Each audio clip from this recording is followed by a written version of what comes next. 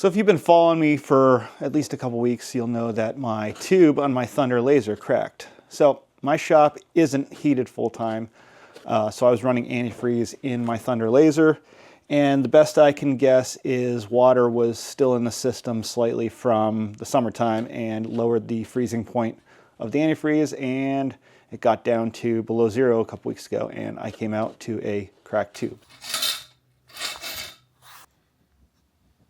I sucked it up, bought a new tube, which just came, and we're going to get it installed. A couple precautions I'm taking for going forward, and one of them is I got this little wall heater. It doesn't heat my shop on its own, but it does keep the ambient temperature in here above 45 or 50 when it's down in the single digits. That's going to help prevent any freeze issues if I ever have an issue like that again. Hopefully I won't, though. The day that I found my tube cracked, I decided to go ahead and pull the tube out of the machine that day. So for that reason, I don't have any footage of the process of removing the tube, but it's pretty easy, and it's basically a reverse of what I'm going to show you when I install this tube.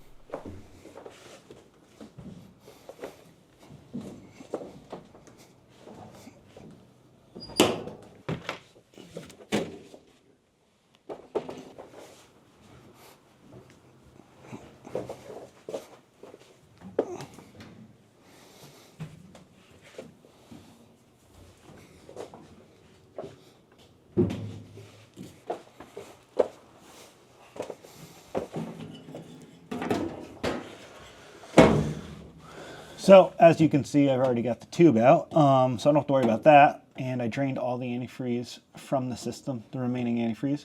So now I just gotta get the new tube in here, line everything up, hook up the coolant lines and the power lines, and then I should be back in business. Hopefully this is a quick and painless project, but we'll see. So the tube just sits on these anodized blue aluminum standoffs, and I was actually surprised to find out when I did my research that the distance between the beam emitter and the mirror doesn't really matter that much. And since I have the 100-watt version of the Nova 35, I had to take this side panel off so that I had access to the end of the tube so that I could reinstall the water lines.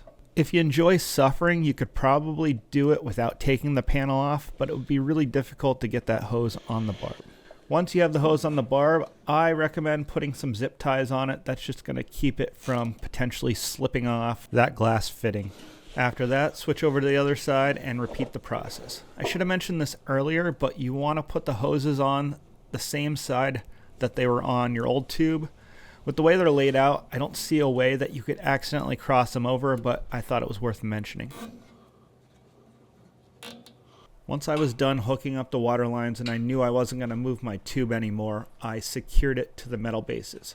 And that's with these rubber straps. You just give a little pull up on them and bring them down and put the screw through to secure them in place.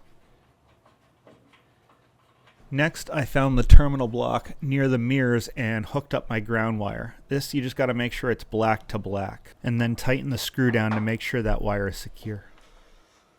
To get power to the tube, I had to feed the wire down through the chassis, and this thing's kind of big, so it takes a little wiggling to get it through the grommet, but once it's in there, all you have to do is connect it to the coupler coming out of the power supply and then screw them together and just clip it back into the little clip that holds it in place. Okay, so got the tube in. I think I've done everything I need to do. I've got the rubber straps on, I've got the water tubes hooked up, I've got the power and the ground hooked up. Now it's time to just fill this thing with water and fire it up. So let's see how this goes.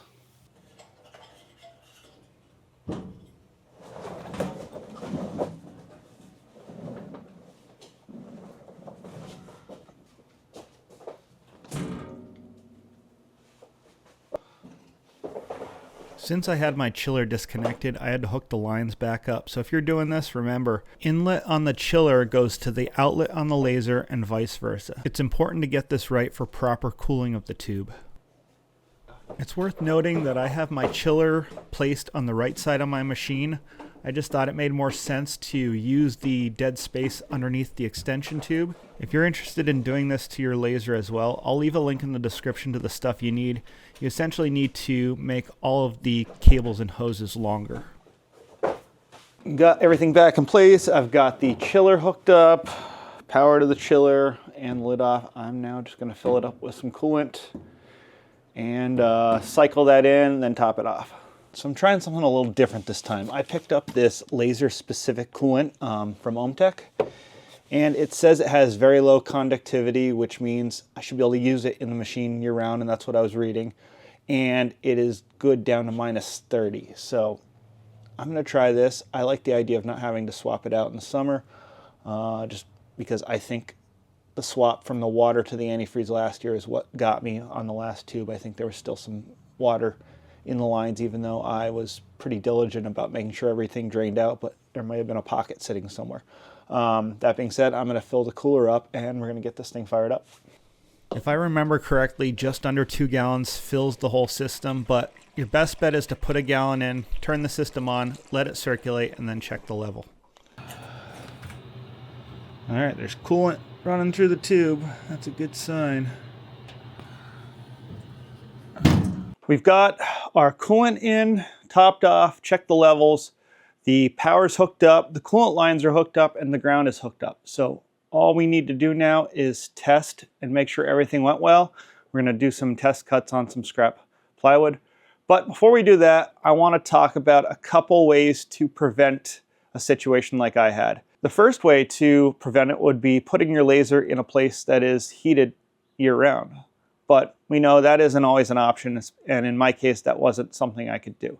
This shop is heated by a wood stove, and now I have the supplemental electric heater, so that's my situation. So I still need to run antifreeze in the system as an insurance policy against freeze. The second way, if you can't keep your laser in a heated shop, is to run RV antifreeze or a laser coolant that is rated for sub-zero temperatures. When you're putting that antifreeze in, you want to make sure that it's free of contaminants. So in my situation, I'm pretty sure I had water contaminating my antifreeze after I changed it out this past fall, and that I think led to the freeze which cracked the tubes. So definitely check your antifreeze, make sure it is fresh, and make sure your system is completely evacuated of water before you fill it up with antifreeze. The other option is having some sort of supplemental heater in your shop, like I did with this electric wall heater, so that you can at least keep the temperature of your shop above freezing. So when it gets really cold out and I don't have my wood stove going, this keeps it in the low 30s. High enough that even if there were contaminants in my antifreeze, it's not going to freeze at that temperature. With that all being said, let's jump in and do a test cut.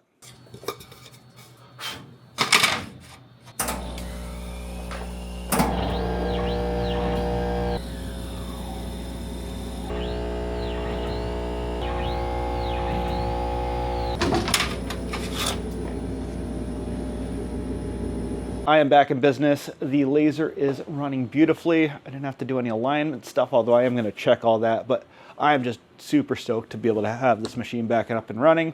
I know this was a short video. Didn't plan on it being a how-to video, just kind of documenting the process. So hope you guys enjoyed it, and I'll see you next time.